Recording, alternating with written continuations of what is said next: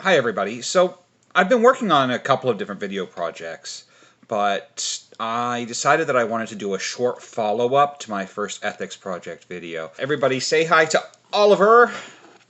Oliver, the resident goblin. He's a good boy. I'm not very satisfied with how the ethics project video turned out. I thought the slideshow format would work better than it did, especially considering that I'm pretty new to YouTubing and I don't have much in the way of good quality video equipment. I have a decent camera, but I just had the in-camera mic, and I felt some technical limitations as well as just some nervousness about putting my own face in front of a camera that I think negatively impacted the first video. So I'm going to be changing the format of the channel a little bit from my original intention. I was intending to go with the slideshow sort of a format and to use graphics and visuals a lot more than I use my own face within videos. But I think I'm going to have to go to more of a head and shoulders method for a lot of delivery, other than when I actually need to present graphical images or things like that, and use a bit more of a conventional format. I made a video that sounded far too dry. So I think I'm going to try to be a little bit more relaxed in my delivery going forward. I don't think that worked in my advantage. I think it would be a lot better if my delivery felt a little bit more organic. I'm not gonna get rid of script, especially when we're dealing with a lot of heavily theoretical work. Scripting is really important to making sure that I actually construct a complete essay that has the necessary structure to demonstrate the points I'm trying to get across. My work is going to be principally theory-driven, whether it's working in the realm of ethics, as I do for the Leftist Ethics Project videos, or whether it's more in the realm of criticism and rhetoric, which I'm going to be dealing with quite a lot when I'm looking at critique videos.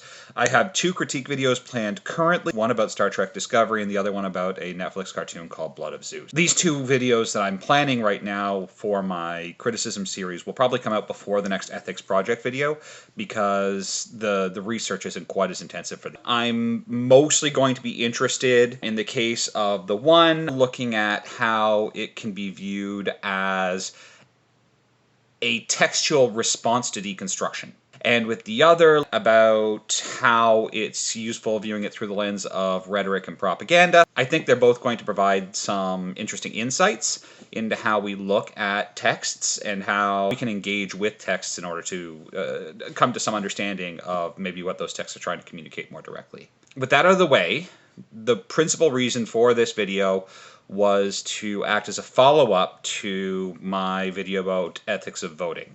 Now, just as a quick summary, when I looked at the ethics of the act of voting specifically, I found a lot of the conventional Marxist arguments against the act of voting were a little bit incomplete. I don't see that the act of going into a ballot box and casting a vote particularly legitimizes the electoral process, unless it's within the context of a collectively organized vote boycott.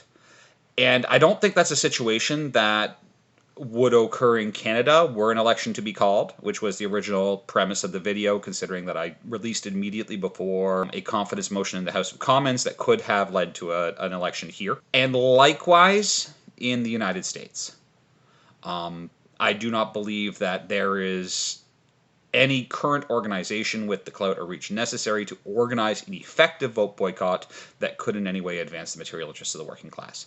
So if you think that's not true and that such organization exists, please shout it out in the comments. I just don't think it currently is in place for this particular election. And so from a tactical perspective, the only possible argument in favor of not actually voting is absent, because there's no... It can't be treated as an individual action if you're going to do it that way. It has to be treated as a collective action. With that being said, I also find material analysis isn't really the best lens to look at such a small action as voting either.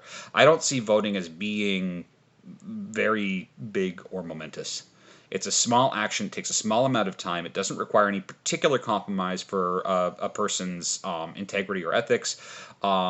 It's also not some sort of heroic act. It's a routine act. It's maintenance. And that, as such, I thought what somebody should do about it was personal enough that it really had to be bound within radical ambiguity. We don't know what another person's situation is exactly. We are not living another person's life, and every person has a unique situation. Whether or not voting as a specific act will have an income of harm reduction or of movement towards liberation is so ambiguous that I think this is something best left up to individual conscience. But now you've voted, okay? Or you haven't. So now, what comes next? I think this is really where leftists should be focusing more, is not on getting into arguments over whether or not people should vote. I think that's the wrong question to be asking, but rather to be focusing attention on, once a vote has happened, what should we do? I am recording this video prior to the closure of the polls in the United States. It's the morning in Atlantic Canada. It's way too early for anybody to be making any sorts of calls about what's going to happen, and I deliberately am recording at this time, but I'm also going to be deliberately releasing this video after the polls close, because ultimately I don't think should people be voting in this election is the right question. Really, the important question is, once this election is over and done with, what should people be doing next? So, there's a few things. In the context of the United States, Black Lives Matter has to be a principal issue. The epidemic of police violence in the United States towards Black and Indigenous people of color is monstrous. There's no other word for it.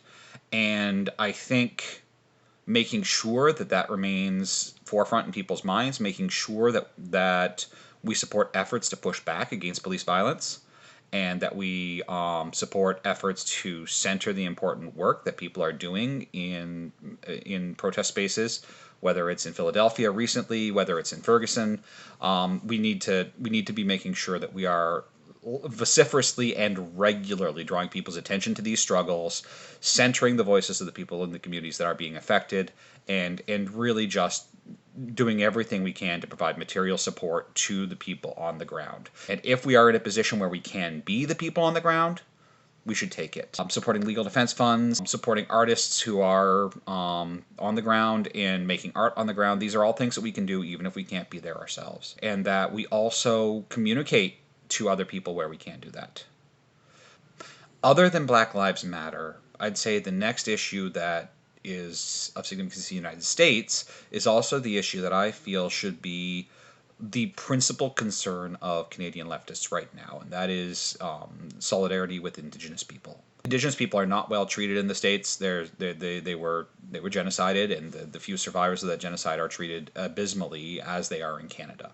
In Canada, police violence has been at its worst against Indigenous populations.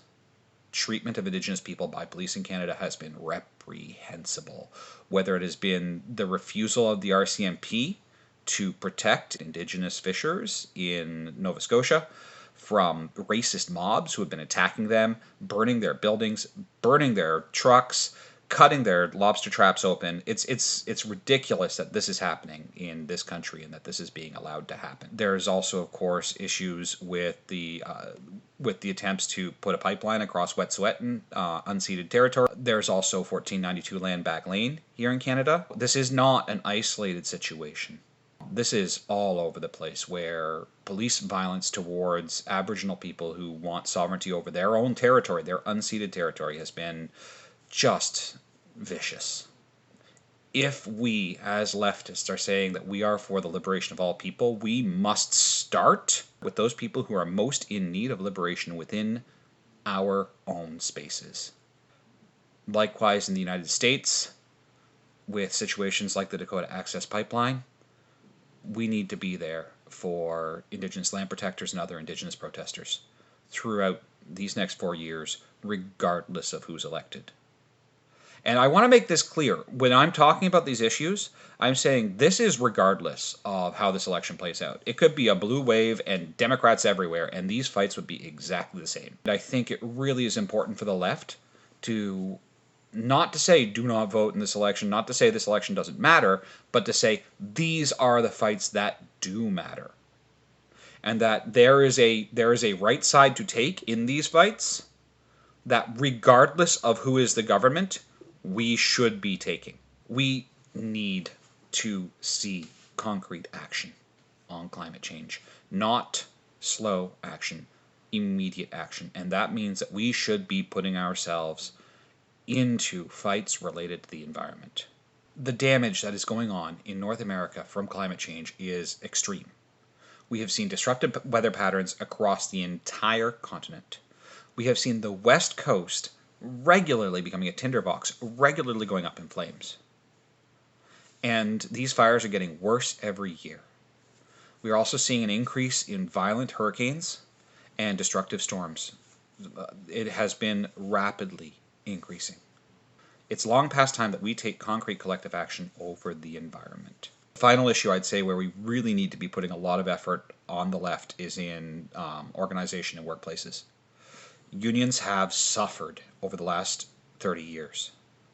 It has not been a good generation for organization within workplaces. And unions, along with worker-owned cooperatives, are critical to breaking the stranglehold of capital on our economy. We need to be looking at creating increased vigor for unions. And this can include all kinds of actions, whether it's attempting to organize your own workplace, whether it's supporting unions in their strike actions, boycotting companies that repress unions, deliberately purchasing union-made goods, standing on picket lines in solidarity.